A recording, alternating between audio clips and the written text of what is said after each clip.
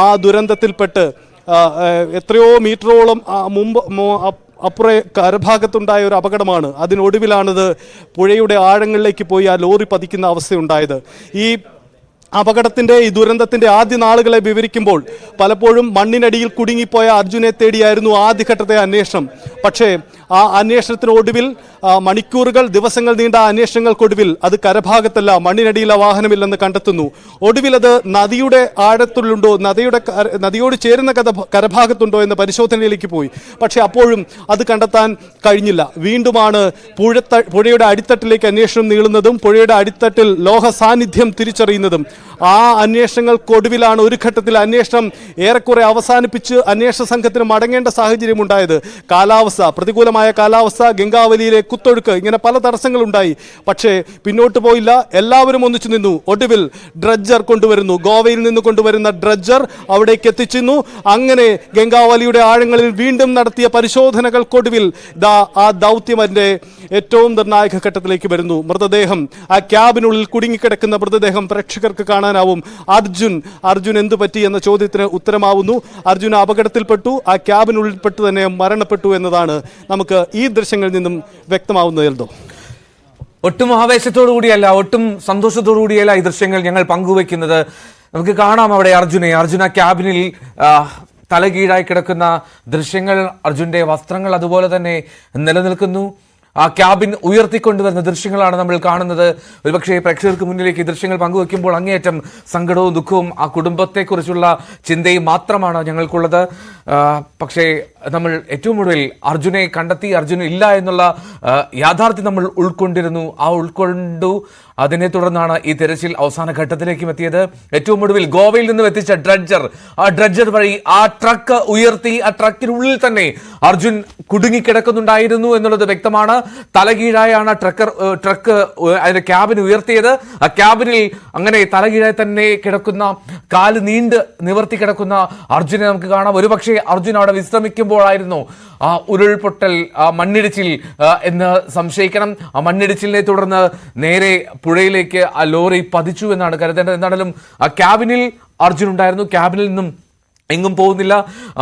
അർജുൻ്റെ തന്നെ എന്നുള്ള സ്ഥിരീകരണം വരട്ടെ എങ്കിൽ പോലും അർജുൻ സഞ്ചരിച്ച മനാഫിന്റെ ലോറി തന്നെയാണ് എന്നുള്ളതിൽ സ്ഥിരീകരണം വന്ന സാഹചര്യത്തിൽ പറയുകയാണ്.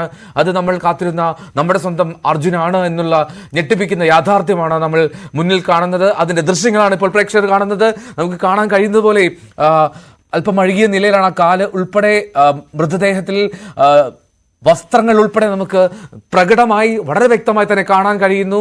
അർജുൻ സഞ്ചരിച്ച ലോറി ഇപ്പോൾ വെള്ളത്തിന് മുകളിലേക്ക്, ഗംഗാവലി പുഴയുടെ മുകളിലേക്ക് ഉയർത്തിക്കൊണ്ടുവരുന്ന നിമിഷങ്ങളാണ്. ഗോവയിൽ നിന്നെത്തിച്ച ഡ്രഡ്ജർ കൊണ്ടുള്ള ദൗത്യം ഏറ്റവും ഒടുവിൽ ഫലം കണ്ടു. ജൂലൈ 16 ആ ദുരന്തത്തിൽപ്പെട്ട് അർജുൻ ആ ഗംഗാവലിയുടെ അടിത്തട്ടിലേക്ക് വീണുവെങ്കിൽ ഇന്ന് സെപ്റ്റംബർ 25 അർജുന്റെ മൃതദേഹവും ആ ട്രക്കും നമുക്ക് കണ്ടെത്താൻ കഴിഞ്ഞത്. 71 ദിവസങ്ങൾ പിന്നിട്ടു. 71ാം നാളിൽ അർജുനെ നമ്മൾ കണ്ടെത്തുകയാണ്.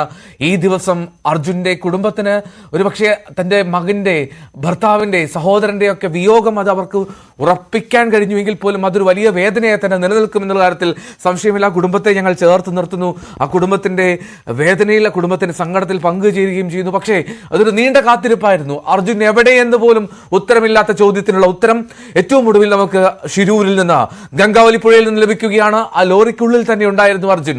ഒരുപാട് നാൾ നീണ്ട പ്രയത്നം. നേരത്തെ TG സജിത്ത് സൂചിപ്പിച്ചതുപോലെ ആ റോഡിന് വശങ്ങളിലായി കുന്ന് ഇടിഞ്ഞു വീണ സ്ഥലത്ത് മണ്ണിനടിയിൽ ദിവസങ്ങൾ നമ്മൾ പരിശോധന നടത്തി. ദിവസങ്ങൾ നീണ്ട ദൗത്യമായിരുന്നു. അതിനുശേഷമാണ് പിന്നീട് വെള്ളത്തിലേക്ക് ആ ദൗത്യം നീളുന്നത്. ഏറ്റവും ഒടുവിൽ ഡ്രഡ്ജർ എത്തിക്കേണ്ടി വന്നു ഗോവയിൽ നിന്ന്. ഇത്രമാത്രം വലിയൊരു ഡ്രഡ്ജർ എത്തിച്ചു മാത്രമേ ആ തെരച്ചിൽ സാധ്യമാകുമായിരുന്നുള്ളൂ. ആ ഡ്രഡ്ജർ എത്തിച്ചിട്ടും ദിവസങ്ങൾ കാത്തു നിൽക്കുകയായിരുന്നു നമ്മൾ. ഏറ്റവും ഒടുവിൽ ഈ സമയത്താണ് 3 മണി നേരത്ത് സെപ്റ്റംബർ 25 അർജുൻ എവിടെ എന്നുള്ള ആ ചോദ്യത്തിന് ഉത്തരമാകുന്നു. അർജുൻ ഇവിടെ തന്നെയുണ്ട്. അർജുൻ ആ ക്യാബിനുള്ളിൽ തന്നെ ഉണ്ടായിരുന്നു. അർജുന്റെ മൃതദേഹം ആ ക്യാബിനുള്ളിൽ കാണുന്ന സാഹചര്യമുണ്ട് എന്നുള്ളത് പറയാതെ വയ്യ. എങ്കിൽ പോലും അത് അർജുനാണ് എന്ന് സ്ഥിരീകരിക്കട്ടെ ഔദ്യോഗികമായി തന്നെ. അതിനുശേഷം മാത്രം നമുക്ക് കൂടുതൽ പറയാം. എന്നാലും ക്യാബിനുള്ളിൽ ഒരു മൃതദേഹമുണ്ട്. അർജുന്റെ മൃതദേഹമാണ് എന്ന് തന്നെ അനുമാനിക്കണം. കാരണം അത് അർജുൻ സഞ്ചരിച്ച ലോറിയാണ്, മനാഫിന്റെ ട്രക്കാണ്. KV ബൈജു തുടരുന്നുണ്ട് ഷിരൂരിൽ നിന്ന്. ബൈജു, ഒരല്പം ആശ്വാസമുണ്ട്, പക്ഷെ എങ്കിൽ പോലും ഉൾക്കൊള്ളുക പ്രയാസമാണ് കുടുംബത്തിനൊക്കെ. അർജുൻ ഏതെങ്കിലും ഒരു പ്രതീക്ഷയുടെ നൂൽ തരുമ്പിൽ പോലും അർജുൻ ഉണ്ടായിരുന്നുവെങ്കിൽ എന്ന് ആഗ്രഹിക്കുന്നവരാണ് ഭൂരിഭാഗം മലയാളികളും. അവർക്ക് മുന്നിലാണ് നമ്മൾ ഈ ദൃശ്യങ്ങൾ പങ്കുവെക്കുന്നത്. ഏതെങ്കിലും തരത്തിലുള്ള സ്ഥിരീകരണം അത് അർജുൻ്റേത് തന്നെയാണ് എന്ന് നൽകാൻ കഴിയുന്നുണ്ടോ അവിടെ? തീർച്ചയായും സതീഷ് MLA അല്പസമയം മുമ്പ് വ്യക്തമാക്കിയതാണ് അതിനകത്ത് മൃതദേഹം ഉണ്ട് എന്ന് സ്ഥിരീകരിച്ചിരിക്കുന്നു. എന്തായാലും ഈ മൃതദേഹം ഇപ്പോൾ പുറത്തെത്തിക്കാനുള്ള ശ്രമമാണ് നടക്കുന്നത്.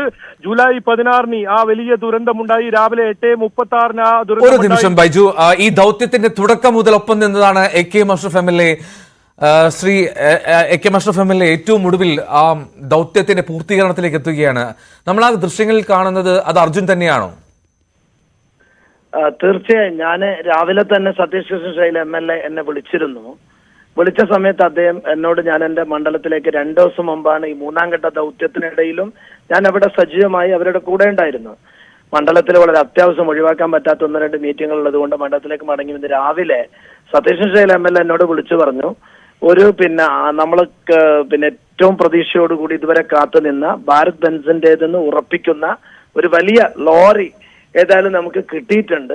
അതിലേക്ക് ഇങ്ങനെ കൊളുത്തി വെച്ചിട്ടുണ്ട്. ഒരല്പസമയത്തിനകം നമ്മളത് പൊക്കുന്നുണ്ട്. അഷ്റഫ് കഴിയുന്നെങ്കിൽ ഒന്ന് ഇങ്ങോട്ടേക്ക് വരാൻ വേണ്ടി എന്നോട് പറഞ്ഞിരുന്നു. ആ നിമിഷം തൊട്ട് പ്രാർത്ഥനാപൂർവ്വം അത് തന്നെ ആകണമെന്ന് കാത്തു നിൽക്കുന്നുണ്ടായിരുന്നു. അതിനിടയിൽ ജിതിനുമായി ഞാൻ നിരന്തരമായി ബന്ധപ്പെട്ടുകൊണ്ടിരുന്നു. ഏതായാലും ഇപ്പൊ MLA വിളിച്ചപ്പോ അത് ഭാരത് ബെൻസ് ആണ്, അത് അർജുന്റേതാണ് എന്നുള്ളത് അദ്ദേഹം എന്നോട് ഉറപ്പിച്ചു പറഞ്ഞു. കൂടെ അതിനകത്ത് ബോഡി ഉണ്ടോ എന്നുള്ളത് 100% ഇപ്പോഴും സ്ഥിരീകരിച്ചിട്ടില്ല. ഞാൻ അവിടെ അദ്ദേഹത്തിന്റെ POയോട് സംസാരിച്ചു, MLAയോട് സംസാരിച്ചു. നമ്മളെ ദൃശ്യങ്ങൾ കണ്ടിരുന്നു, ന്യൂസ് 18 ദൃശ്യങ്ങൾ കണ്ടാൽ അതിൽ നമുക്ക് ഒരു മൃതദേഹം കാണാം, വളരെ വ്യക്തമായി, വളരെ കൃത്യമായി കാണാം. അങ്ങനെയെങ്കിൽ അത് അർജുന്റേതാണ് നമുക്ക് ഉറപ്പിക്കാൻ കഴിയുമായിരിക്കും. തീർച്ചയായും അങ്ങനെയാണെങ്കിൽ നമ്മൾ ഇതുവരെ ഇതിന്റെ തുടക്കം മുതൽ നമ്മൾ പറഞ്ഞൊരു കാര്യമാണ്, ഭാരത് ബെൻസിനകത്ത് അർജുൻ കിടന്നുറങ്ങുമ്പോൾ ഉണ്ടായ ഒരു ദുരന്തം. അപ്പൊ നമ്മളെല്ലാവരും അന്ന് മുതലേ കാത്തുനിന്നത് ആ ലോറി മുകളിലേക്ക് പൊക്കിയാൽ നമുക്ക് ഈ മലയാളികൾ മുഴുവനും കാത്തുനിന്ന് അർജുനെ കണ്ടെത്താൻ കഴിയുമെന്നുള്ളതായിരുന്നു. ഏതായാലും ദൈവത്തിന് ഒരുപാട് നന്ദി. ഓരോ മലയാളിയും ലോകത്ത് നിന്ന് ഈ ഒരു നിമിഷത്തിന് വേണ്ടിയാണ് നമ്മൾ കാത്തുനിന്നത്.